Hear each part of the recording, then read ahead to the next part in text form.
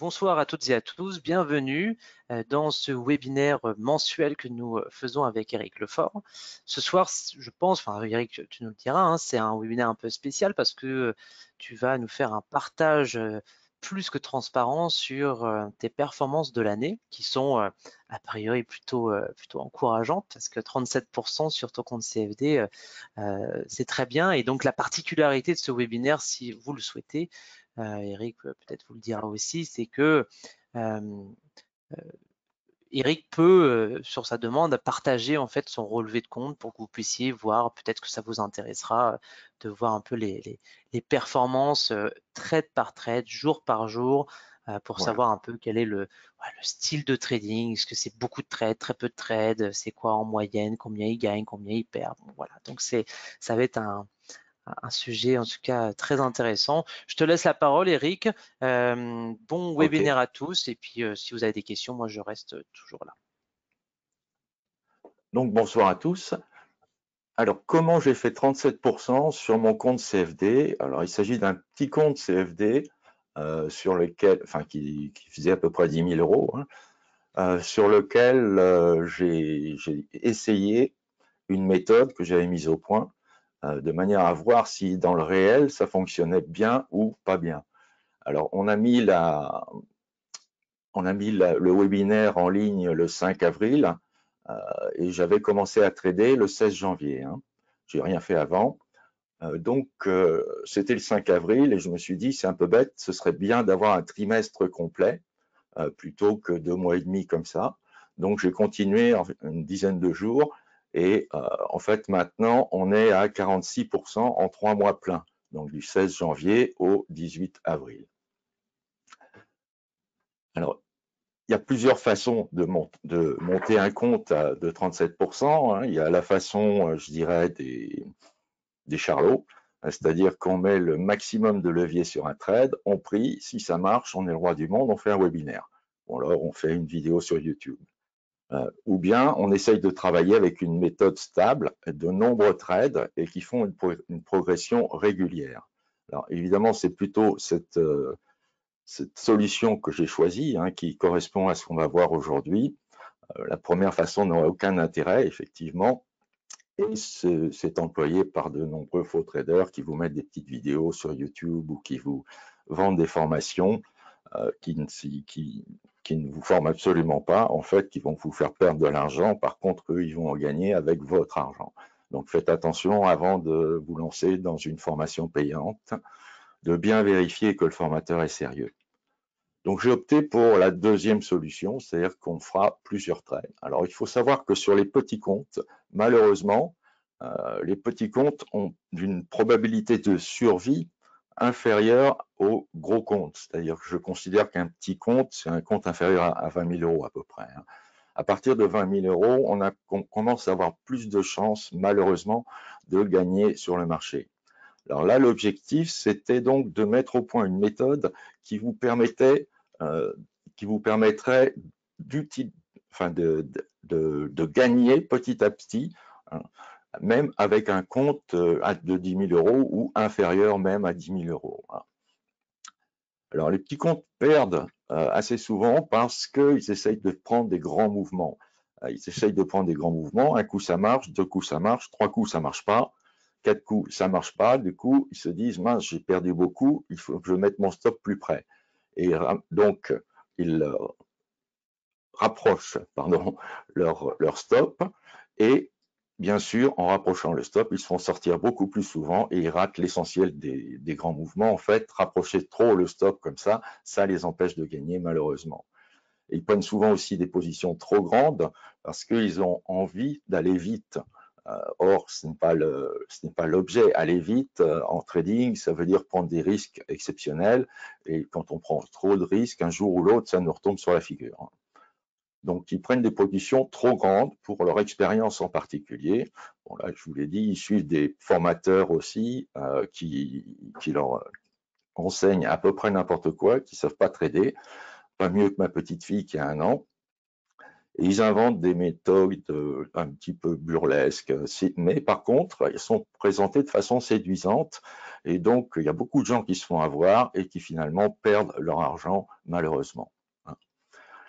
Une autre cause de perte aussi, c'est que le débutant, sur un petit compte en particulier, panique dès que la position est perdante. Parce que quand ils ont une position perdante, en fait, ils font un petit peu n'importe quoi. Alors, à ce propos, je vous conseillerais d'ailleurs de voir un webinaire que j'ai déjà enregistré en vidéo. Je vous en parlerai tout de suite après. Le voilà. Donc, moi, je vous conseille de voir ce webinaire qui est disponible sur la chaîne de WH Self Invest et sur ma chaîne YouTube également. Donc, ça s'appelle ce que j'aurais voulu savoir avant de me lancer dans le trading, et ça vous présente un petit peu tous les biais, tout ce qui, dans votre formation, dans votre nature, dans votre caractère, va faire que vous allez finalement perdre de l'argent à cause de vous. Pas forcément à cause de votre méthode, mais à cause de vous. Donc, il faut pouvoir identifier bien les biais qui vous empêchent de gagner, de manière à, une fois identifiés, les éviter. Donc, n'hésitez pas avec cette vidéo. Alors, comment faire pour gagner un petit compte? Je me suis posé la question. D'abord, il faut une méthode fiable, une méthode relativement simple, c'est-à-dire qui nécessite peu ou pas d'indicateurs, parce que plus il y a d'indicateurs à regarder, plus les chances de mauvaise interprétation sont grandes, malheureusement. Donc, j'ai essayé de faire quelque chose où il y a un minimum de choses à regarder. Donc, il faut aussi essayer de minimiser au maximum le risque, parce que si on augmente le risque, on a de plus en plus de chances de tomber dans un biais de comportement négatif, les biais de comportement qui sont étudiés donc dans la vidéo dont je vous ai parlé précédemment. Et les positions aussi doivent être relativement de courte durée, sauf cas exceptionnel, prises dans un court laps de temps, parce que malheureusement, les traders, d'une manière générale, et les débutants en particulier, ne savent pas se détendre, ne savent pas se détacher un petit peu. Ils passent leur temps les yeux rivés sur la bougie qui bouge, éventuellement sur le chiffre de leur gain ou de leur perte, et petit à petit, ils perdent pied, ils ne sont plus capables de réfléchir correctement. Donc, il faut que ce soit des trades de relativement courte durée et qui interviennent à des moments précis. C'est-à-dire qu'il ne faut pas attendre que le marché présente une configuration. Il faut que je puisse vous dire que c'est maintenant qu'il faut regarder, c'est à tel moment, à tel endroit, de manière à ce que vous n'arriviez pas fatigué sur la configuration en question. Et puis surtout, il faut prouver que la méthode est fiable. Alors, d'habitude, je vous montre des systèmes, des setups, etc., avec des backtests. Ici, c'est impossible de faire un backtest. Vous allez le voir, il y a une question quand même d'interprétation qui n'est malheureusement pas programmable. Donc, je me suis dit, la seule solution, c'est de vous fournir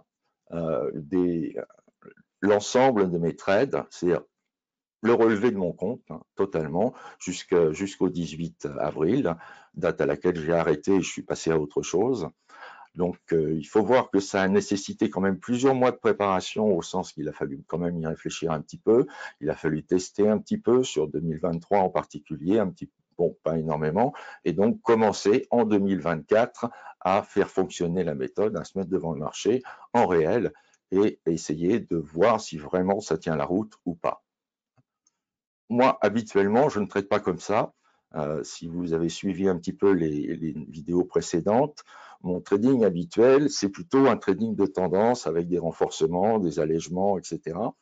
Ici, ça va être différent dans la mesure où on va jouer uniquement sur une préférence de tendance, sur une préférence entre l'achat et la vente, et on va se pencher sur essentiellement 4 indices, le DAX, le Dow, le S&P et le Nasdaq.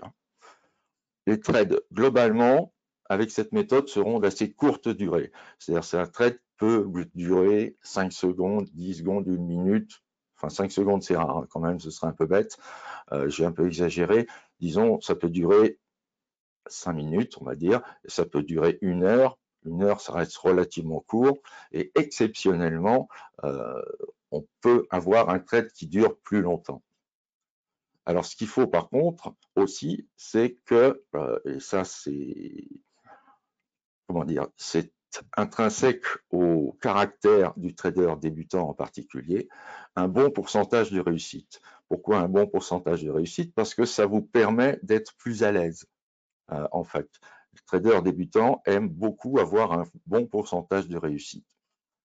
Il faut qu'il y ait un faible impact des trades perdants, bien sûr, et que la progression du capital surtout soit très régulière, qu'il n'y ait pas de gros perdants, qu'il n'y ait pas de trop gros gagnants non plus. On ne va pas chercher les gagnants exceptionnels.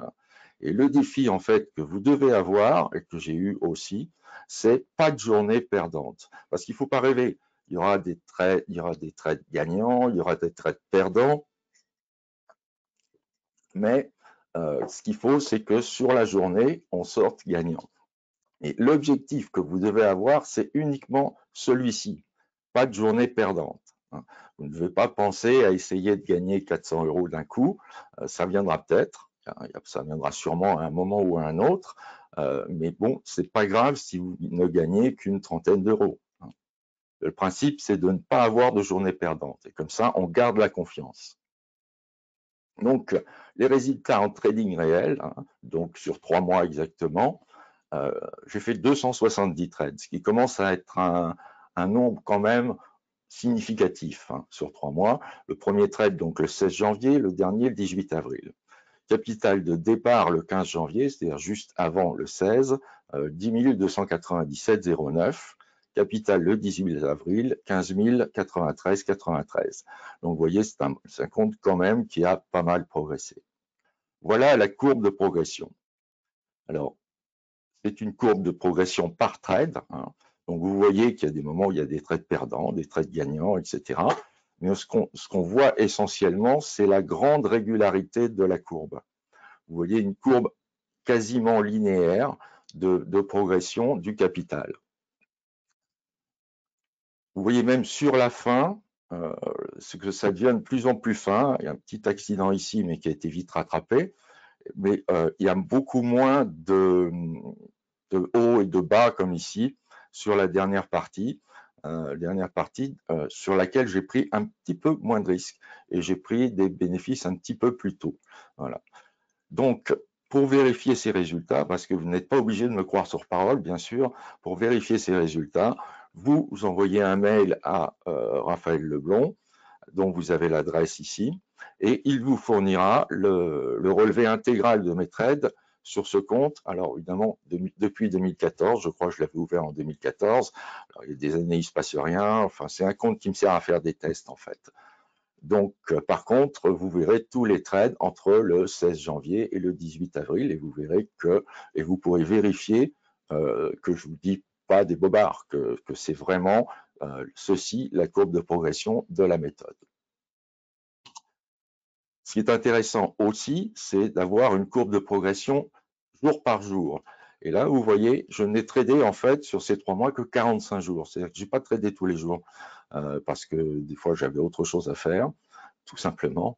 Et ce qu'on voit par contre, c'est qu'à chaque fois, ça décale vers le haut. À chaque fois, sauf ici, où vous avez une journée qui a été perdante de 46 € très exactement. Mais autrement, toutes les autres journées ont été gagnantes.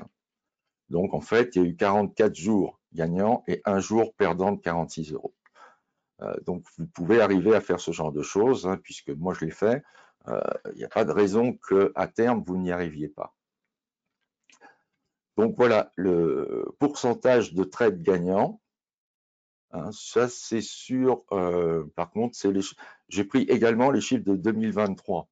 Alors, il faut savoir qu'en 2023, avec cette méthode, j'ai beaucoup moins tradé, bien évidemment, mais je n'ai pas eu de journée perdante. Il n'y a aucune journée perdante sur 2023. Ça, vous pourrez le vérifier également, puisque vous aurez tous les relevés de mon compte avec tous les ordres. Donc, voici ce que ça donne donc depuis 2023. Donc, vous voyez, ça a rajouté un petit peu là. Et puis ensuite, on reprend sur 2024, où là, c'était beaucoup plus régulier. Donc sur 2023-2024, j'ai eu 73% de trades gagnants, avec un gain total de 6 394. La progression du capital global sur 2023-2024 donc a été de 70%.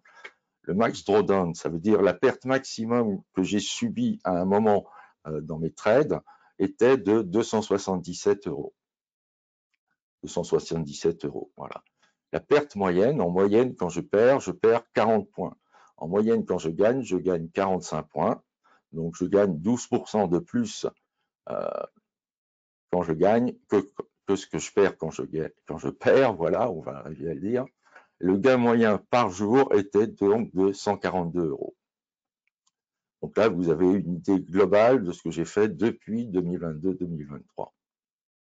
Alors, le problème, c'est aussi quel support, quel indice, ici, doit-on trader? Quand on veut travailler sur des durées relativement réduites, en fait, il faut que les cours, pendant ce faible laps de temps, se déplacent de façon conséquente, de manière à pouvoir prendre une partie, au moins, du déplacement. L'objectif ne va pas être de prendre toute la tendance, mais une partie intéressante du déplacement sans risque si possible, ou tout au moins avec un risque relativement réduit. Il faut également que le spread, c'est-à-dire l'écart entre l'offre et la demande, soit le plus faible possible par rapport au prix du support. Alors, vous voyez comment je présente les choses. Hein, il faudra que vous présentiez de la même manière, c'est-à-dire introduire ce qu'on appelle des studies. Ça, c'est le cours ici du Dow Jones. Ici, c'est une studie, c'est-à-dire que ce sont les cours du SP500 qui sont marqués comme si c'était un indicateur. Ici, le Texan, donc c'est le Nasdaq, et ici, le Germany, c'est le DAX.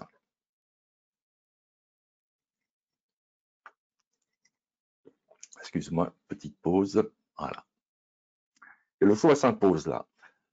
En priorité, il faut aller sur le Dow Jones. Pourquoi? C'est parce que le Dow Jones a des impulsions relativement fortes et tout de suite, on arrive à des déplacements qui font 100, 150 points. Vous voyez, ici ou là, on est par exemple, on part de 38 300 grossièrement et on va jusqu'à 550. Donc, c'est une tendance, une impulsion qui est très intéressante puisqu'elle fait 150 points.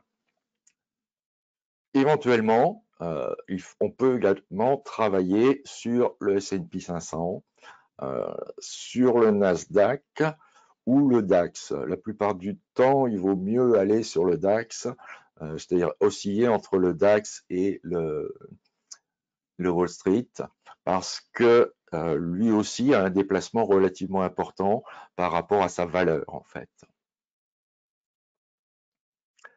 Donc l'analyse des trades, et justement là, ça commence à être intéressant parce que quand vous appliquez une méthode, il faut tenir des statistiques, il faut voir un petit peu ce qui fonctionne, ce qui ne fonctionne pas. Donc en fait, je me suis aperçu ici sur le Dow Jones, sur le Wall Street, j'ai en fait 82% de réussite. Par contre, sur le S&P, je n'ai que 14% de réussite. Bon, il n'y a pas beaucoup de trades, mais ça donne une indication quand même. Sur le Nasdaq, j'ai 57% de réussite, ce qui est assez moyen également. Là aussi, il n'y a pas beaucoup de trades, tout comme sur le Germany, c'est-à-dire le DAX. Là, il n'y a pas beaucoup de trades aussi, mais par contre, je n'ai qu'un trade perdant sur 8.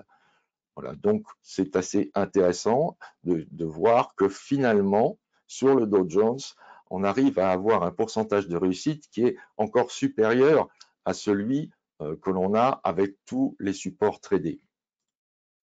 Donc le meilleur indice, c'est sans aucun doute pratiquement le Dow Jones et éventuellement le Germany, qui peut être très intéressant car il a des impulsions relativement fortes mais prévisibles en plus. Alors, la méthode, donc il nous faut une volatilité maximum en un minimum de temps. Donc on va intervenir essentiellement sur les statistiques de 14h, 14h30 et 16h. Éventuellement à l'ouverture US à 15h30 et si vous arrivez vraiment tard chez vous, examinez les départs qui ont lieu en gros entre 19h et 20h. C'est beaucoup plus rare quand même que comme déplacement intéressant que les statistiques, mais il y a des tendances très intéressantes aussi qui sont relativement linéaires et qui commencent vers 19h, 20h. Alors le matin, à l'ouverture européenne, on ne peut pas vraiment utiliser cette méthode dans la mesure où les US sont fermés. On utilise la méthode uniquement quand ou bien il y a une statistique, là les US suivent, il n'y a pas de problème, ou bien après 15h30. L'examen préalable nécessaire, et pas suffisant, mais presque, c'est de regarder ce qui est fort, c'est-à-dire ce qui a tendance à monter, et ce qui est faible, c'est-à-dire ce qui a tendance à descendre. Donc c'est ce qu'on appelle la force relative. Relativement, ici par exemple, vous avez le Dow Jones qui a tendance à plus monter que le SP500, que le Nasdaq ou que le DAX. Vous voyez, le DAX est en horizontal. Là, on est vraiment en montée sur le Dow Jones et on n'a pas cette correction. Au contraire, il continue à monter. Donc c'est ça qu'il faut détecter impérativement. On détecte ça essentiellement sur les dernières bougies. On voit la différence en fait de comportement sur les dernières bougies. On verra quelques exemples, ne vous inquiétez pas. Et ici, par exemple, bon, on est monté très légèrement jusqu'à ce niveau ici. Ici, on a été incapable de monter, on est même descendu. Là, on a essayé de monter un petit peu sur la fin, mais ça a fait chou blanc. On n'a pas réussi à revenir à ce niveau-là, en tout cas, contrairement à ce qui s'est passé sur le Germany, pratiquement. Et là, sur le Dow Jones, vous voyez, par rapport au haut précédent, là, on est nettement plus haut. Et si on regarde la structure des bougies elles-mêmes, en particulier les deux dernières bougies, vous avez une structure qui n'est pas du tout équivalente. Donc, on va intervenir toujours dans le sens de la force. Ici, donc, l'indice le plus fort, c'est le Dow Jones. Ça tombe bien, c'est essentiellement celui qui nous intéresse. Donc, sur cette configuration, on va travailler uniquement à l'achat et uniquement sur le Dow Jones parce que le Dow Jones se détache des autres indices. Alors, il faudra surveiller tout au long du trade la force relative, de manière à savoir si le Dow Jones, d'un coup, au bout de X bougies, par exemple, ne commence pas à devenir faible par rapport aux autres bougies. Parce qu'à ce moment-là, il va falloir sortir. Donc, indice faible, indice fort. Vous avez ici un autre exemple. Ceci, c'est sur la bougie de 15h30. Alors, sur 15h30, c'est ça le système. En gros, vous attendez 5 minutes et vous voyez comment ça se passe. Parce que si vous partez dès le départ à 15h30, ça, c'est la bougie qui va de 15h30 à 15h35. Vous voyez qu'au départ, on est parti haut et on redescend derrière. Donc, il faut savoir attendre 5 minutes pour voir un petit peu comment s'oriente le marché et quelles sont les forces relatives. Ici, je vous laisse regarder un petit peu. Les forces relatives sont assez visibles. On voit que relativement, qu'est-ce qui est le plus fort, qu'est-ce qui est le plus faible? C'est celui-ci, c'est le Texan, qui lui a vraiment tendance à descendre. Ça, le S&P est relativement fort par rapport au Nasdaq, mais par contre, il subit sur la bougie de 15h30 un retour sur ce niveau ici. Vous voyez que sur le Nasdaq qui est plus faible, les cours ont enfoncé ce niveau précédent. Ici, par contre, sur le Germany, on reste relativement bien, c'est-à-dire à peu près au même niveau. On ne redescend pas sur ce niveau ici. Par contre, on voit que le sommet ici est à ce niveau-là. Donc, on n'a pas été plus haut que le haut précédent. Donc, tous ces éléments doivent être détectés par vous. Alors ça viendra avec l'expérience. Il faudra vous entraîner un petit peu. Mais on voit ici nettement quand même que le Dow Jones, lui, a dépassé ce niveau, contrairement à tous les autres indices, et à une progression relativement régulière jusqu'à cette bougie de 15h30. Alors, dans ce cas, qu'est-ce qu'on doit faire? On va tâcher d'intervenir dans le sens de la force, toujours. Mais vous voyez, on a une bougie qui est un petit peu alarmante parce qu'on a l'impression que le dos va partir à la baisse. mais il est fort. C'est-à-dire que même si les mouvements globalement des autres indices sont baissiers, lui baissera moins, voire sera à l'équilibre, voire montera alors que les autres baissent. C'est tout à fait possible à voir. Donc il est fort, on intervient à l'achat uniquement sur le Dow Jones. Une fois que vous avez détecté les forces, vous savez sur quel indice vous allez intervenir et dans quel sens. Alors, il y a une vidéo complète sur la force relative sur la chaîne YouTube de WH et également sur ma chaîne YouTube. Donc ça, je vous invite à le regarder pour avoir une meilleure idée et avoir plus d'indications éventuelles sur la force relative et la façon de la détecter.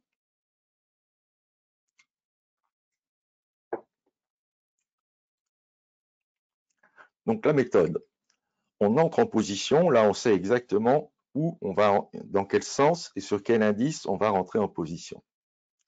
Ici par exemple, on regarde bien précisément la force ou la faiblesse des indices. On voit ici que le Dow, après cette petite poussée haussière, n'a pas eu de réaction trop forte. Il a continué à monter légèrement sur la fin, sur les dernières bougies. Les dernières bougies sont toujours très importantes. C'est essentiellement celle-là qu'il faudra regarder. Sur le S&P, par contre, on est resté à peu près au même niveau. On n'a pas été capable de faire un plus haut. Alors, on a fait un petit plus haut ici. Contrairement à ici, on a sans arrêt fait des plus hauts. Là, c'est pareil. C'est resté relativement stable. On voit que les cours sont légèrement haussiers. Et sur les dernières bougies, par contre, on a essayé de partir, mais on a été immédiatement contré. Ça, c'est pas très bon pour la force. Là, par contre, sur le Germany, on continue à monter. On n'a pas cette grande poussée haussière que l'on a sur le dos, mais on a un indice qui est relativement fort et avec des dernières bougies qui sont effectivement bien haussières. Donc, on a le choix ici, on a deux choix, intervenir, on n'a pas d'indice franchement baissier, franchement faible. Donc, on ne peut pas intervenir à la baisse, on va chercher à intervenir à la hausse, ou bien sur le Dow Jones, ou bien sur le Germany, c'est-à-dire le DAX. S'il n'y a pas de situation claire, n'oubliez pas qu'on ne fait rien. Donc là, il y a une statistique à 14h30. Pour les statistiques, vous verrez qu'il y a deux façons de les trader. Quand les choses sont extrêmement claires, il faut prendre un peu de risque. C'est-à-dire ici, par exemple, les choses sont très claires. Le Dow Jones est franchement haussier, il se tient bien. Il était éventuellement possible de rentrer dans le mouvement. Ce que j'ai fait, voilà le trade du moment. Je ne suis pas très bien rentré, mais bon, on fait ce qu'on peut. Donc, je suis rentré à ce niveau-là, vous voyez, un petit peu avant la stat. Donc, sur cette bougie ici, sachant que là, j'étais sur le dos à l'achat. Et puis, j'ai attendu que la stat se passe. Qu'est-ce qui s'est passé sur la stat? On a eu un premier mouvement baissier comme ça et un deuxième mouvement haussier très fort dans l'autre sens.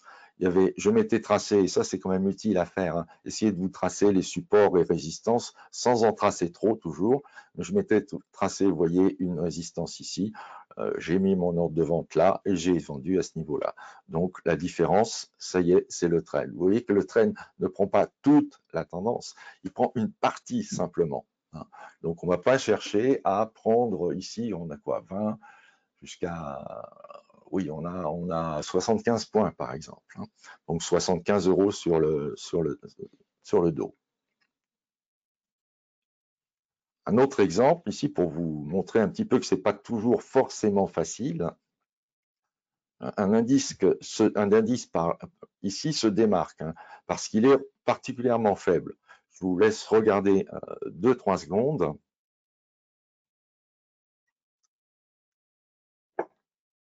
Voilà, je pense que vous avez trouvé.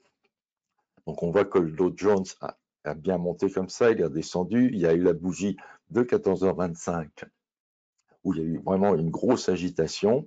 Il n'est pas franchement haussier. Ici, on est un petit peu plus haussier. Ici également, puisqu'on va beaucoup plus haut, vous voyez, par rapport au précédent.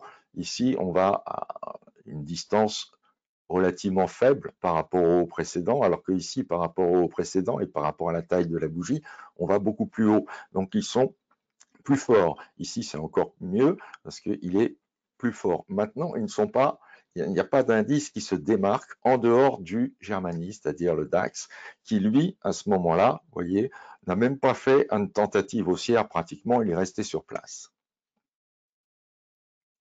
Le Dow est aussi plus faible que les autres indices. Je vous l'ai montré, que les autres indices, c'est-à-dire que le SP500 et que le Nasdaq. Donc il y a deux choix éventuels, ou bien chercher une entrée à la vente sur le Dow Jones, ou bien chercher une entrée à la vente sur le Germany, sur le DAX. Le DAX est le plus faible, on l'a vu. Donc, intervenons sur celui qui donne vraiment l'information la plus claire, en fait, et donc on vend à ce niveau-là. Qu'est-ce qui se passe derrière? Petite stagnation, on est juste avant la stat, 14h25, on a l'indication à ce moment-là. Alors évidemment, il ne faut pas attendre que la bougie soit complètement finie, il faut avoir votre analyse soit faite au moins 30 secondes, une minute avant que la bougie de 14h25 soit faite. Mais là, on avait un indice particulièrement faible, donc on prenait beaucoup moins de risques à vendre à ce niveau et à profiter de la statistique derrière. Et si vous regardez, la faiblesse nous aide beaucoup parce que une fois que la statistique est passée, on est à ce niveau, mais on continue à descendre sur l'indice faible. Par contre, sur les indices qui sont plus forts, on est à l'horizontale quasiment. Le Dow avait fait quand même une belle descente.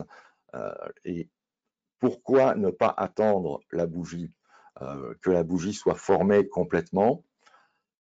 Parce que si jamais on attend, on pourra la prendre ici, à ce niveau-là à peu près, probablement. Parce qu'en l'espace d'une seconde, il va y avoir le mouvement qui sera pas tout à fait complet, mais quasiment.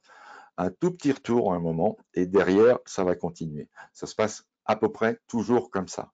Donc, au mieux, on peut prendre sur le petit retour. Et quand je vous dis le petit retour, il faut quand même être assez agile du doigt parce que le retour en question, il va faire 2-3 secondes. Donc, c'est assez difficile de prendre position au milieu, mais faisable. Il suffit de compter jusqu'à 3 pratiquement. Mais ici, vous voyez que sur le Germany, on était quand même beaucoup plus confortable et que la suite a continué à nous donner raison. C'est-à-dire qu'à chaque fois, si on regarde les bougies par rapport aux bougies des 3 autres indices, on est plus faible, on est plus faible, on est plus faible, on est plus faible. À chaque fois, on est plus faible. Donc, on reste en position. C'est à ce moment-là que le trade va s'allonger en longueur par rapport à ce que je vous ai montré tout à l'heure. Parce que tant que la direction est assez bonne et que l'indice reste faible par rapport aux autres indices, eh bien, on va rester en position.